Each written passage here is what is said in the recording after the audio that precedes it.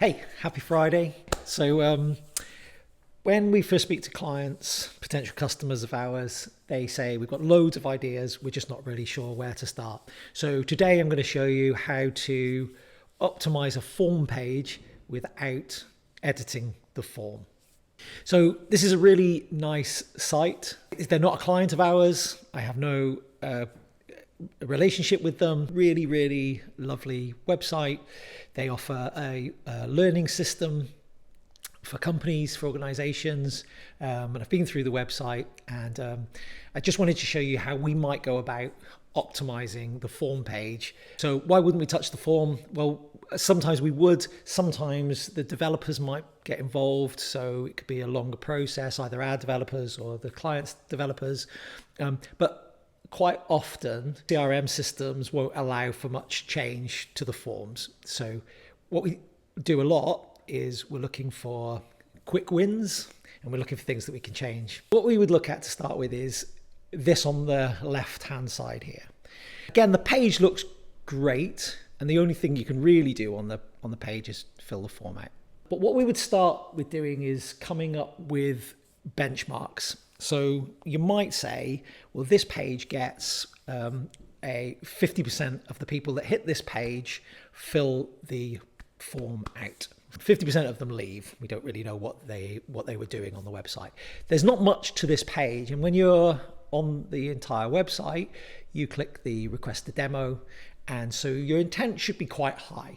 So if you're looking at your analytics and you say 50% of the people leave when they hit this page, you might want to come up with a hypothesis of why that might be the case. So you might say, okay, we want to reduce that 50% and we want to make it 75% of people. So you'd make a hypothesis. What are they not understanding from this page?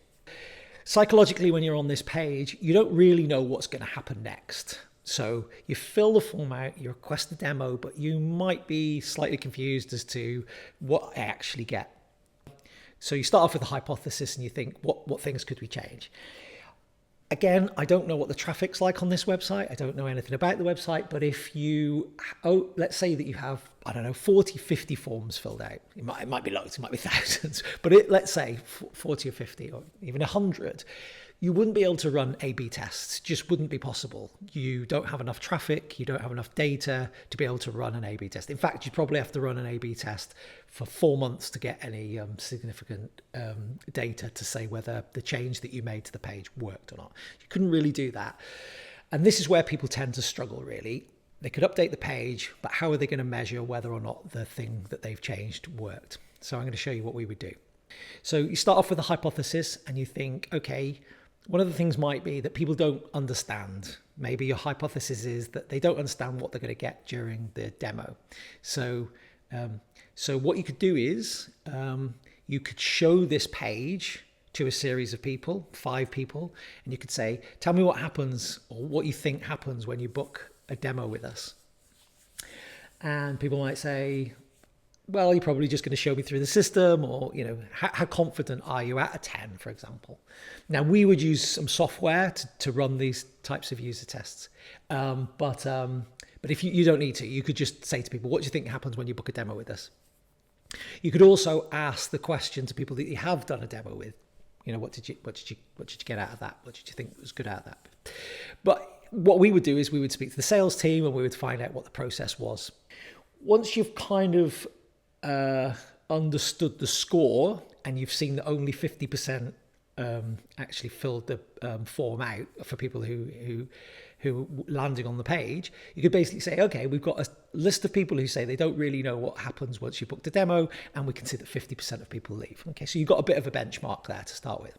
So then what you could do is you could redesign the page. So we've redesigned it here without redesigning the form. It's a quick mock-up.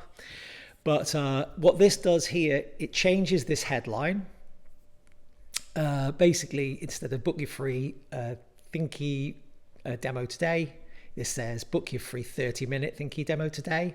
And then it bullet points everything out. So in this design here, the text is really, really small. It says build engagement, nurture talent, maximize performance, blah, blah, blah. Text goes on and on and on. Actually, what we've done is we've gone, okay, let's let's put some bullet points in there. So you get 30-minute call with our experts. We'll show you how to create a personalized dashboard, how to set up personalized planners, run through the digital library, and answer any of the questions you may have. And then backing it up with some of the awards that they've got. Where did we get all this information? Well, this information exists on the website. It's already here. As I say, nicely designed website. And so we've just pulled some information from that. You can then, before you launch it, or you could launch it, but then you could ask another 5 or 6 people and say, out of 10, how confident are you understand exactly what's going to happen after you've requested a demo? Score goes to 8 out of 10, 9 out of 10, 10 out of 10. And before it was 3 out of 10. Then obviously you've got some data to back that up.